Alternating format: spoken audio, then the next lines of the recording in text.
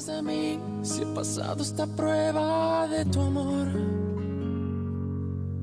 Y no tengo el valor de escapar para siempre del dolor. Demasiado pedir que sigamos en esta hipocresía. ¿Cuánto tiempo más podré vivir en la misma mentira? Ya no puedo seguir resistiendo esa extraña sensación que me hiela la piel como invierno fuera de estación. Tu mirada en la mía, ignorándose en una lejanía. Todo pierde sentido y es mejor el vacío que el olvido. No vayas presumiendo, no, que me ha robado el corazón y no me queda nada más. Sí, prefiero ser un perdedor que te lo ha dado todo y no le queda nada más. No me queda nada más. ¿Qué más quieres de mí si he pasado esa prueba de tu amor? Tu es sûr que la police ne surveille plus la maison? Sûr et certain. Mais ça fait vraiment mal au cœur de devoir brûler tout cet argent alors que des gens meurent de faim. Cet argent vient du trafic de drogue, Macario. En plus, tu sais très bien que si la police ou la marine le trouvent chez moi, ils auront alors l'excuse qu'ils cherchent pour m'arrêter. On brûle des preuves, Alessandro? J'imagine que c'est Samuel Barraras qui vous a donné cet argent. Tu es venu m'arrêter? C'est une mauvaise idée de les impliquer dans cette histoire. Eux deux aussi, ils pourraient finir en prison. S'il vous plaît. Dites-leur de partir pour qu'on puisse parler, vous et moi. C'est bon, retournez à la maison. Tu es sûr? D'accord. Mais on va rester dans le coin et si jamais t'as besoin de nous... Ne t'en fais pas. Et en ce qui concerne ma mère et Montserrat, surtout, ne leur dis pas ce qui se passe.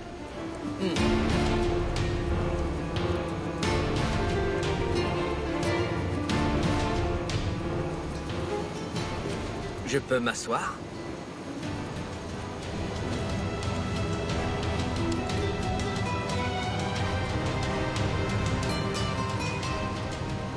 Je t'ai posé une question.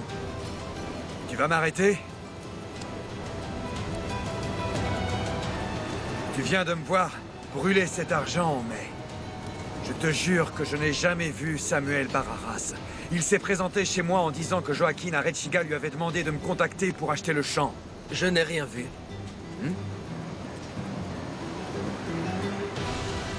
Écoute, c'est une très bonne initiative de brûler tout cet argent. Il pourrait te faire accuser.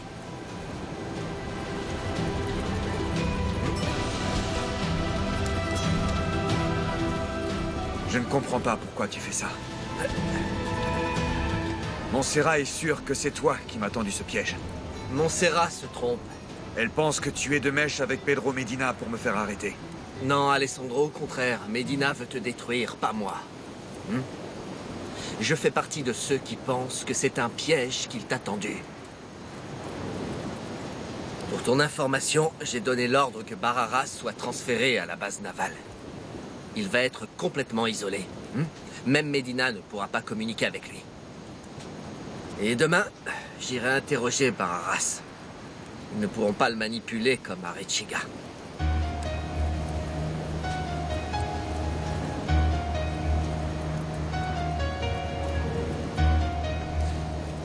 Je ne sais pas quoi penser de toi, José Luis. Je n'ai qu'une parole, Alessandro. J'ai dit que j'allais t'aider à prouver que tu es innocent et c'est ce que je fais. Je vais dire à Montserrat qu'elle se trompe sur ton compte. En ce moment, elle te déteste. Non, Alessandro, je t'assure. Ne dis rien de tout ça à Montserrat. Laisse-la me haïr. Pourquoi? Parce que savoir qu'elle me déteste, ça va te rassurer. Écoute, pour moi, c'est beaucoup mieux qu'elle me déteste. Comme ça, je sais qu'elle ne m'aime plus.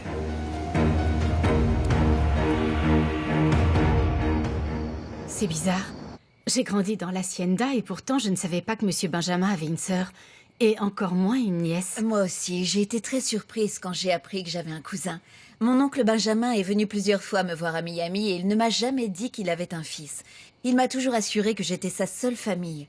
On m'a dit que mon cousin et vous étiez très bons amis. Oui, on se connaît depuis qu'on est tout petit. Mon père était le contremaître de Monsieur Benjamin. Ah, je trouve ça vraiment dommage que vous ne viviez plus chez mon cousin. Entre nous, je dois avouer que je n'aime pas beaucoup Montserrat. Elle est agaçante, non? Vous avez l'air beaucoup plus sympathique et beaucoup plus jolie aussi. Je pense qu'on va devenir de très bonnes amies, Maria. Ce serait un plaisir. Fabiola, c'est ça? Oui. Écoute, tu dois sûrement bien connaître l'histoire de mon cousin, non? Pourquoi mon oncle ne l'a jamais reconnu comme son fils? Alessandro ne te l'a pas dit? Si, il m'en a parlé, mais j'étais mal à l'aise de lui poser la question. Je suis curieuse de savoir. Je le répète, je ne savais pas que mon oncle avait un fils. Nous non plus. Donc alors, qu'est-ce qui s'est passé? Monsieur Benjamin était malade depuis quelques mois. On savait tous que tôt ou tard, il allait mourir. Durant ces derniers jours, il n'autorisait qu'Alessandro à s'occuper de lui. J'ai trouvé ça bizarre, comme tout le monde. Alessandro vivait à l'hacienda? Oui, mais pas dans la grande maison. Il vivait avec les autres domestiques. Quoi? Attends un peu, Alessandro travaillait pour mon oncle? Oui, c'était un employé comme les autres. Un jour, Benjamin était très mal et il a demandé à parler au père Anselmo. Il s'est enfermé dans sa chambre. Et peu de temps après, Monsieur Cervera est arrivé. Ah, c'est quand mon oncle a changé son testament en faveur d'Alessandro? Oui, parce que peu de temps après, il a demandé à lui parler. Il lui a révélé qu'il était son fils unique et qu'il lui laissait tout. Puis il est mort. Alors ça veut dire qu'Alessandro ne savait pas qu'il était le fils de mon oncle? Non, il ne se doutait absolument de rien. En fait, c'était plutôt une mauvaise nouvelle pour lui. La vérité, c'est qu'à l'hacienda, tout le monde détestait ce vieillard. Je suis désolée, je sais que c'était ton oncle, mais Monsieur Almonte nous traitait tous très mal.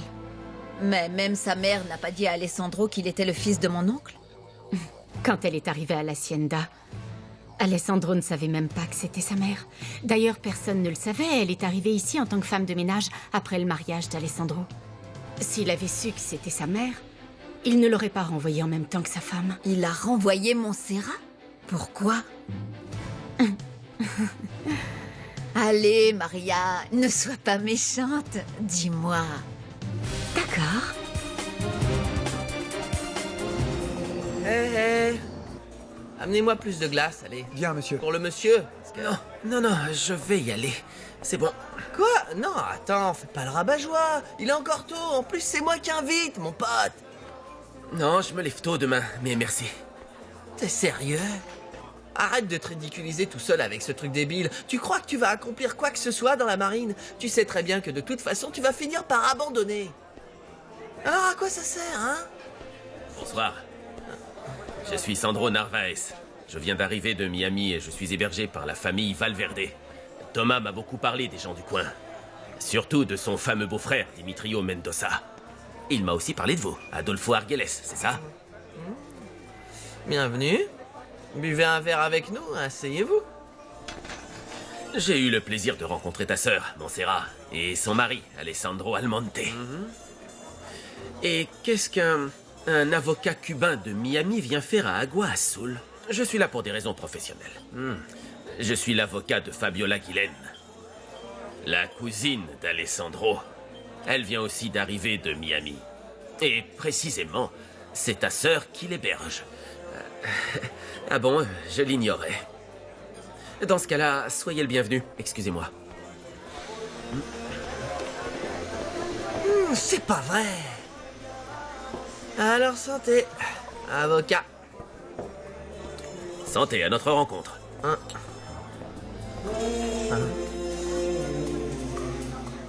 Excuse-moi de dire ça, mais je pense qu'il n'est pas juste de laisser Montserrat te détester. En plus, ça me met mal à l'aise de lui mentir. Tout l'amour que j'ai pour elle est toujours vivant.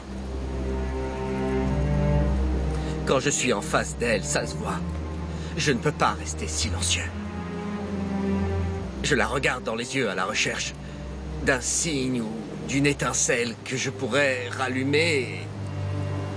Je ne sais pas pourquoi, mais cet espoir ne me quitte jamais, et tu le sais. Tu sais aussi que si je le décide, je pourrais rallumer ce feu. Mais devine pourquoi je ne le fais pas. Pour me protéger. Mais je suis impatient de me retrouver seul avec elle. C'est déjà arrivé. Elle s'est déjà retrouvée seule avec toi. Non. Je t'assure, Alessandro. Je te le dis sincèrement, laisse-la me haïr. Je le répète. Tu auras l'esprit plus tranquille. Montserrat me perturbe. Et en ce moment, Angelica a besoin de moi plus que jamais. Tu l'aimes? Bien sûr que oui. Je l'aime énormément. Je veux être avec elle à 100%. Et je veux qu'Angelica connaisse le bonheur avant que je ne la perde. Je n'ai jamais su la vérité, mais bon.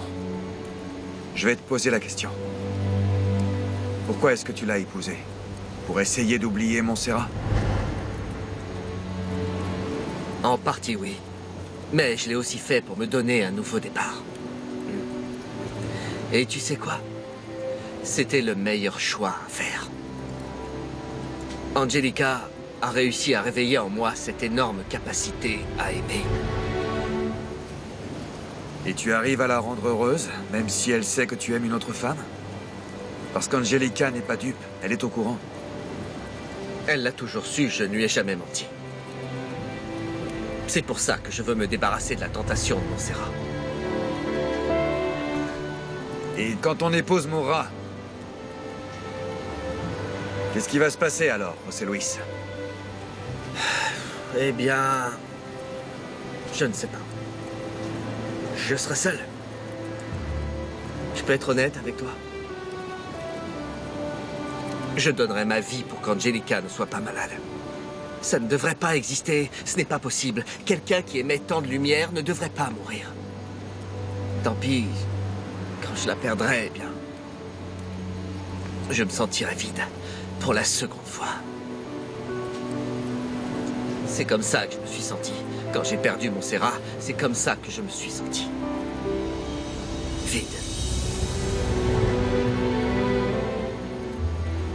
La seule différence, c'est qu'avec Angelica, je ne peux rien faire. Je ne peux pas l'empêcher de mourir. Je voudrais savoir une chose, est-ce que tu penses pouvoir me voler Montserrat? Non.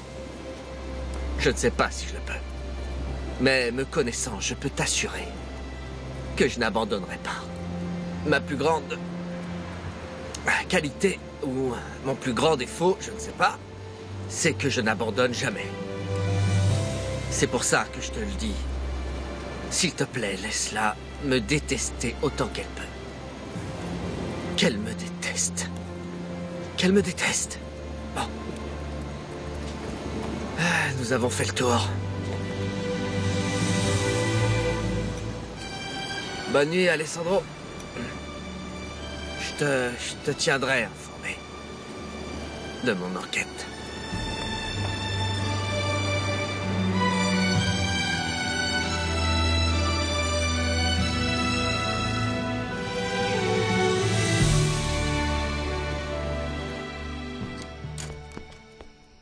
Qu'est-ce qu'il s'est passé? Ça y est, vous avez brûlé tout l'argent? Oui, mon amour. Tu sais quoi? Je me disais qu'il fallait aller parler au capitaine Robledo. On doit lui dire que Pedro et José Luis travaillent ensemble pour te détruire. Je sais qu'il peut nous aider. C'était un très bon ami de mon père et je sais qu'il m'apprécie. S'il te plaît, ne fais rien, ma chérie. Tu veux bien me promettre de me laisser m'en occuper? Mais il faut absolument qu'on fasse quelque chose pour que José Luis ne s'occupe plus de cette enquête. Si le capitaine Robledo apprend ce que son lieutenant est en train de faire, il va lui retirer l'enquête. Il sera obligé de le sanctionner. Il pourrait le renvoyer. Est-ce que c'est ce que tu veux? Oui.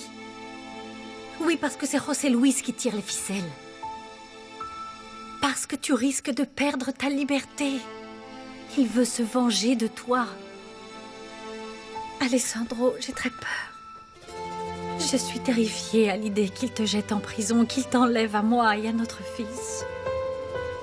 On a besoin de toi, tous les deux, Alessandro. Ça n'arrivera jamais. Calme-toi, je te le promets. Rien ni personne ne pourra me séparer de toi.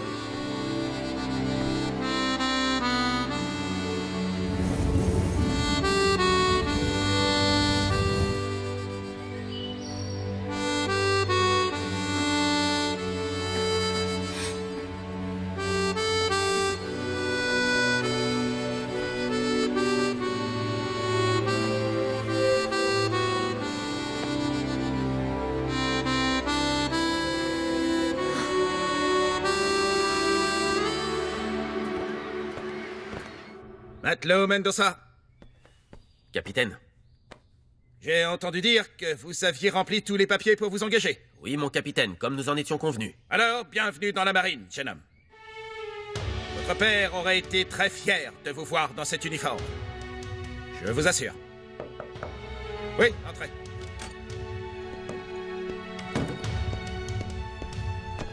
Bonjour, capitaine. Je suis à votre service. Monsieur Mendoza vient de rejoindre la marine. Vous allez être sous les ordres de l'officier Solares. C'est votre supérieur direct. À partir de maintenant, le matelot Mendoza est sous votre responsabilité. Je vous demande de le former et de l'aider. J'en profite aussi pour vous prévenir que je vais quitter le pays pendant quelques jours. Je dois partir prendre mon avion. Le lieutenant Alvarez est déjà au courant. Très bien, capitaine. Rien d'autre? Ce sera tout. Vous pouvez disposer. Oui, monsieur.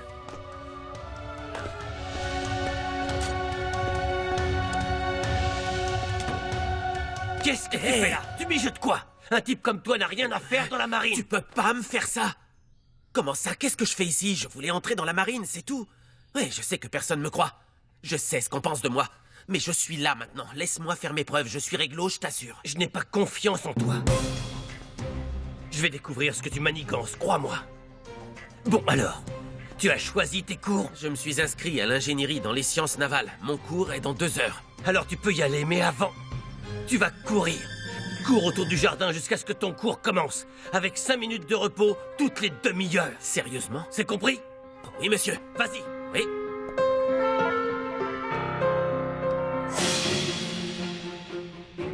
Vous voulez quoi? Je suis venu parler à Samuel Bararas avec le lieutenant Alvarez. Il est en train de nous attendre dans la salle d'interrogatoire. Je vais prévenir le lieutenant de votre arrivée. Merci beaucoup.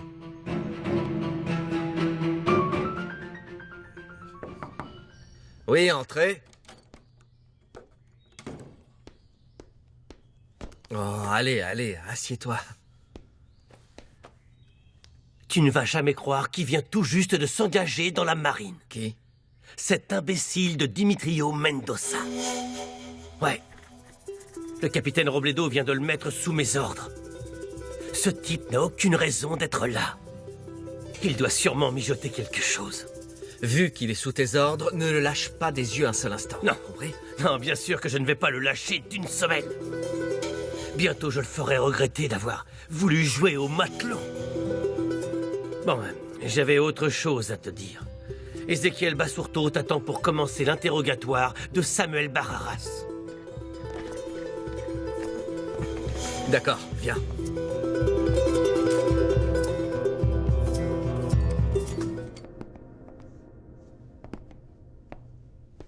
Bonjour.